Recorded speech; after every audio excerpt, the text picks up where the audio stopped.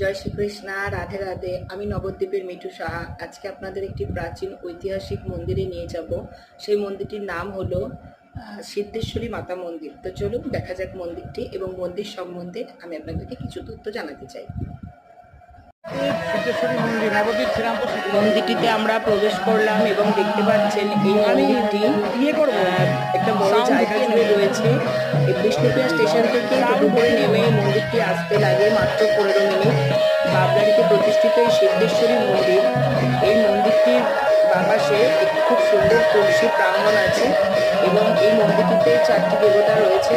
তার মধ্যে রয়েছে সিদ্ধেশ্বর মহাদেব এবং আছেন তুলসী মাতা দেবী, আমাদের শ্রী চৈতন্য মহাপ্রভু এবং আছে আমাদের সিদ্ধেশ্বরী মাতা।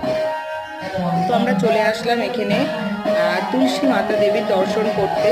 তুলসী মাতা দেবীর মন্দিরের সামনেই রয়েছে একটি তুলসী বাগান, সুন্দর দেখার মতন তুলসী বাগান, এবং তুলসী মাতাকে আপনারা দর্শন করুন। আপনাদেরকে আমি যতটুকুনি পারলাম দেখানোর চেষ্টা করলাম। স্বয়ং তুলসী মাতা দেবী রয়েছেন এখানে। আপনারা প্রথমেই দেখতে পেলেন স্বয়ং সিদ্ধেশ্বর মহাদেব বিরাজ করছেন, তো তারপরে তুলসী মাতা দেবী। সিদ্ধেশ্বর মহাদেব প্রত্যেকদিন নিত্য পূজা হয় এই মন্দিরে।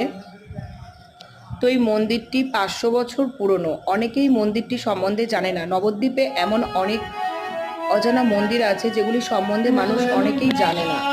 তো আমি যতটুকুনি পারলাম আপনাদেরকে তথ্য দেওয়ার চেষ্টা করলাম। আপনারা দেখতে পাচ্ছেন মন্দিরটি, স্বয়ং মহাদেবকে দর্শন করুন।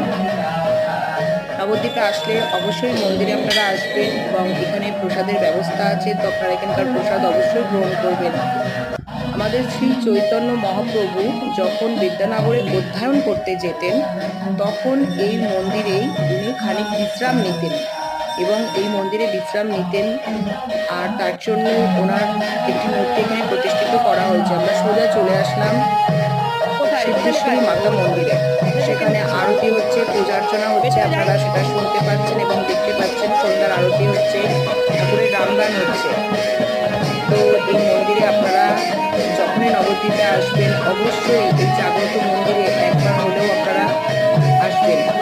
আর এই মন্দিরটি ভাগীরথী তীরবর্তী স্থানে এক তান্ত্রিক প্রতিষ্ঠিত মন্দির, এই আমাদের সিদ্ধেশ্বরী মাতা মন্দির। তো আপনাদের ভিডিওটা কেমন লাগলো আমাকে জানাবেন এবং পারলে আমাকে লাইক করবেন।